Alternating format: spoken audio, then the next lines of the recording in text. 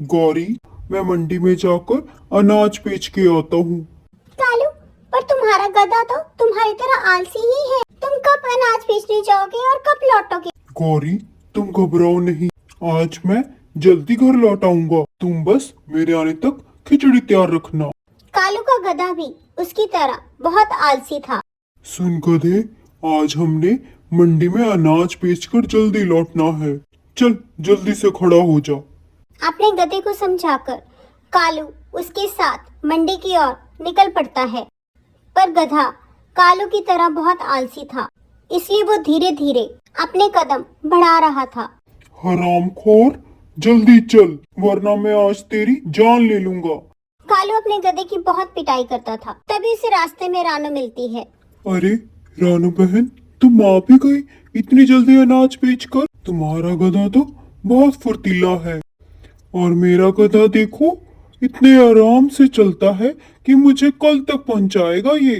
कालू भैया, ये गधा मेरी तरह ही फुर्तीला है। सुबह मेरे से भी पहले उठ जाता है। रानू, तुम क्या कहना चाहती हो आखिर? क्या मैं आलसी हूँ? मैं जानता हूँ तुम मेरा मजाक उड़ा रही हो। बहुत घमंड है ना तुम्हें अपने गधे पर। देखता हूँ कब तक ये तुम्हारा साथ देता है।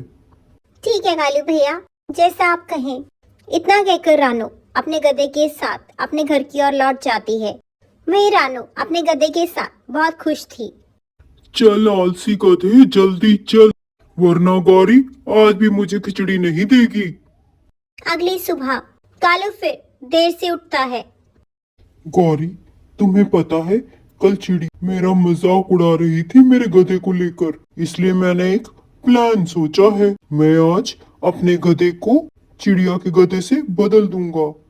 अरे वाह कालू, ये तो बहुत अच्छा प्लान है।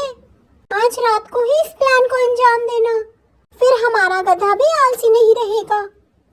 जल्द ही जंगल में सब सो जाएंगे और मैं फिर अपने गधे को चिड़िया के घर में छोड़ आऊंगा और उसका गधा अपने साथ ले आऊंगा। फिर देखता हूँ चिड़िया कैसे बेचती है अनाज। गधे भैया, आप जल्द से अपना पेट भर लीजिए और ये रहा ठंडा ठंडा पानी। पानी पीकर आप आराम कर लीजिएगा। कल आपको बहुत सारी बोरियां मंडी लेकर जानी है। वहीं दूसरी तरफ कालू चिड़िया के घर जाने का राह देख रहा था। अरे चिड़िया, जल्दी से तुम जाओ यहाँ से, मुझे फिर तुम्हारा गधा लेकर जाना है। जैसे ही चिड़िया अपने घर के अंदर चली जाती है, तभी कालू गधों की अदला बदली कर देता है। वो अपना गधा चिड़िया के घर की ओर ले चलता है और चिड़िया का गधा अपने साथ अपने घर ले आता है। अरे, ये क्या हो गया मेरे गधे को? ये तो मेरे से पहले ही उठ जाता है। आज ये इतने आराम से सो कैसे रहा है? मैंने तो रात को इसे भरपेट खाना भी खिलाया था, फिर ये उठा क्यों नहीं? मैंने इसे बताया था आज मंडी में बहुत अनाज देना है। ये ऐसे आलस क्यों कर रहा है?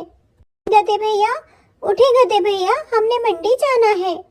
आप जल्दी से अपना पेट भर लीजिए ताकि हम जल्दी से मंडी जा सके।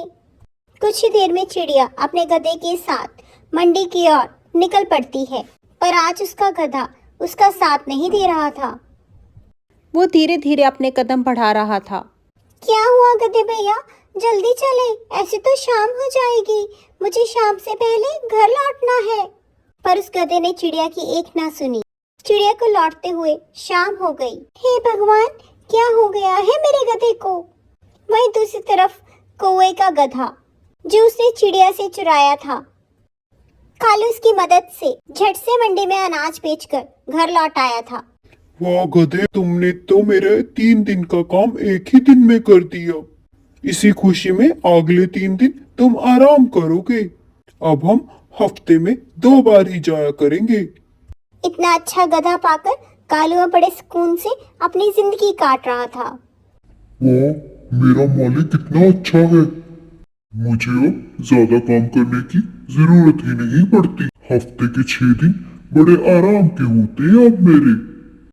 कालू की संगत की वजह से चिड़िया का गधा भी, जो इतना तंदुरुस्त था, आलसी हो चुका था। वहीं कालू का गधा अब चिड़िया की संगत में पहले की तरह आलसी नहीं रहा था। वो अब चिड़िया के साथ सुबह होने से पहले ही मंडी में अनाज बेचकर वापस आ जाता था। वहीं दूसरी तरफ कालू अपने इस गधे से भी बहुत परेशान हो चुका था। वो इसे भी बहुत मारता, पर गधा उसकी एक भी ना सुनता। कालू की संगत में उसका गधा उसके जैसे हो गया। इसलिए हमें हमेशा अच्छी संगत में रहना चाहिए और जीवन में आलस को त्यागना चाहिए।